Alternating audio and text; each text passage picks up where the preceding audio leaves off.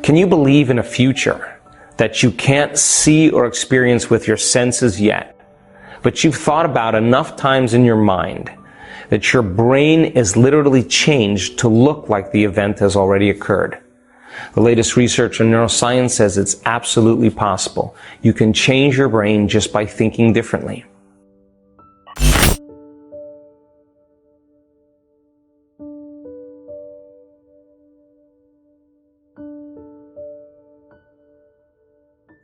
Welcome back, everybody. Dr. Joe here. I hope by now you have practiced that meditation as a experiment to see then, by making internal changes, if it begins to produce some effects in your body or in your life. Now, I want you to know that I've been at this a very long time. And I want you to understand that when I get stuck in my life, when I have to make changes, significant changes for myself to adapt to a new life that I'm stepping into, that I go back to these very basics that I'm teaching you. I take out a piece of paper and I start thinking about the thoughts that I've been thinking, the behaviors or actions that I want to change. I start looking at myself during the day and what emotions I'm feeling and living by. And then I want to study great people in history. I want to learn their qualities and attributes. And I want to think the way they think. I want to behave the way they behave. I want to feel the feelings that they have felt. And the more knowledge you have, the more you learn about something, the more likely you will be to construct a better model. Now, what do I mean by that? I do this all the time because I'm interested in evolving myself. That's what plasticity is about. So when you ask yourself a question, what would it be like to be healthy? What would it be like to be happy? What would it be like to be more evolved, to be more mystical, to be more empowered? When you ask that question, you turn on that creative center in your brain called the frontal lobe. Now, that frontal lobe is 40% of your entire brain. It's the newest piece of machinery in the human brain that allows us to create. And it's the executive, it's the boss, it's the CEO, it's the symphony leader. When you ask that frontal lobe question, what would it be like? You turn on that creative center. Now, what most people don't know is the frontal lobe, because it is the executive, has connections to the entire brain. The CEO knows what everybody's doing. So you ask the question, what would it be like to be wealthy or to be healthy? Or happy. Now the frontal lobe's got to answer the question. So it only has a certain number of, or a certain amount of resources stored in the brain. And the resources are the things you've learned intellectually, or the experiences that you've had in your life. So when you ask the question, what would it be like to be wealthy? What would it be like to be healthy? The frontal lobe's got to answer the question, so it starts looking out over the landscape of the entire brain for associated neurological networks of things you've learned or experienced in your life, and it begins to call them up. It begins to activate them. And when it gets enough circuits activated, those circuits begin to fire in tandem. And when they start firing in tandem, all of a sudden you get a picture in your mind, and that's called intention. So it makes sense then, the more you learn, the more you study, the more you fill your brain with knowledge, the more resources or more raw materials you are using to create a better experience. The more experiences that you've had, the more you can call on those circuits to build a bigger model.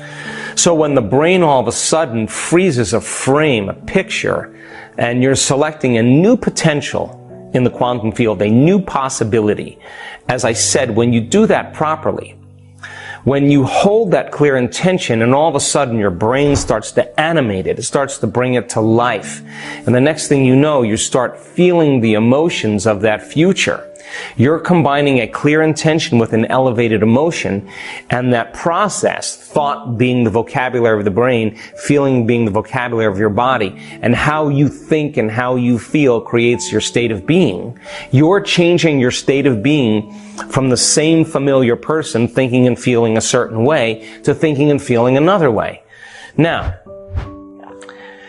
the stronger the emotion that you feel from some experience in your life. The more altered you feel inside of you, whatever the event was, whether it was a shock, a betrayal, a loss, an event that caused you to all of a sudden break out of your normal chemical continuity. The moment something changes you from your environment and you feel altered, that change in your internal chemistry causes you to wake up and pay attention to what's causing it. And the moment you do that, the brain freezes a frame and takes a snapshot, and that's called a long-term memory. And that memory is embossed in the neural architecture.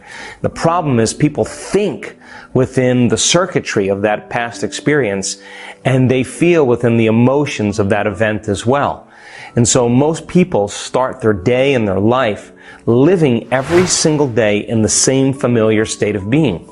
So then you say to the person, well, why are you so angry? Why are you so afraid? Why are you so sad? Why are you suffering so much? They'll tell you, I am this way because of some experience or some experience in my life that's happening that's keeping me feeling this way.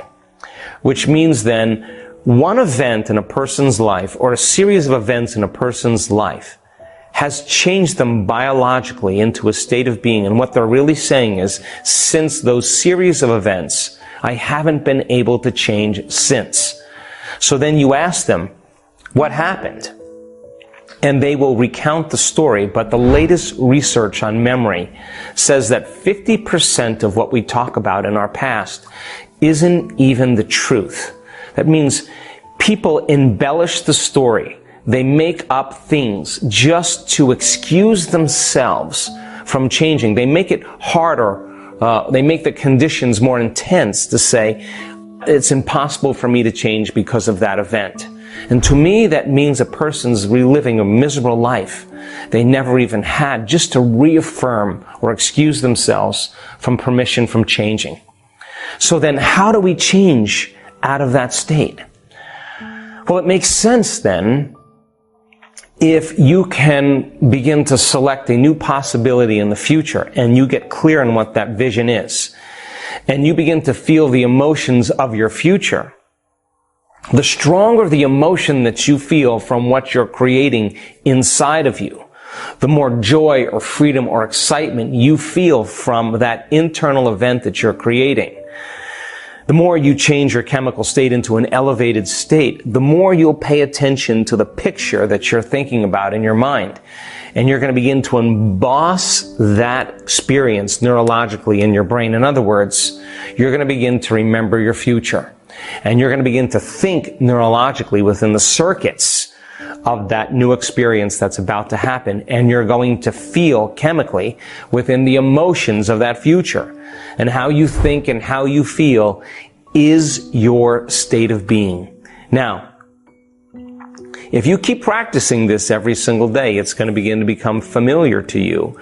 And the key is then when you finish your meditation, you can't get up as the same person who sat down. Now, what do I mean by that? If you finish your meditation and you feel exactly the way you just started, I would say to you, nothing really happened to you neurologically, biologically, chemically, hormonally, genetically. You're still the same person. And more than likely, when you return back into your life, your environment is going to influence how you think and feel, and you're going to return back to that old state of being. So then here's the questions. Can you believe in a future that you can't see or experience with your senses yet, but you've thought about enough times in your mind that your brain is literally changed to look like the event has already occurred? The latest research in neuroscience says it's absolutely possible. You can change your brain just by thinking differently. And can you select a new potential in the quantum field? And there are infinite potentials in the quantum field. And can you begin to emotionally embrace that future reality before it's made manifest?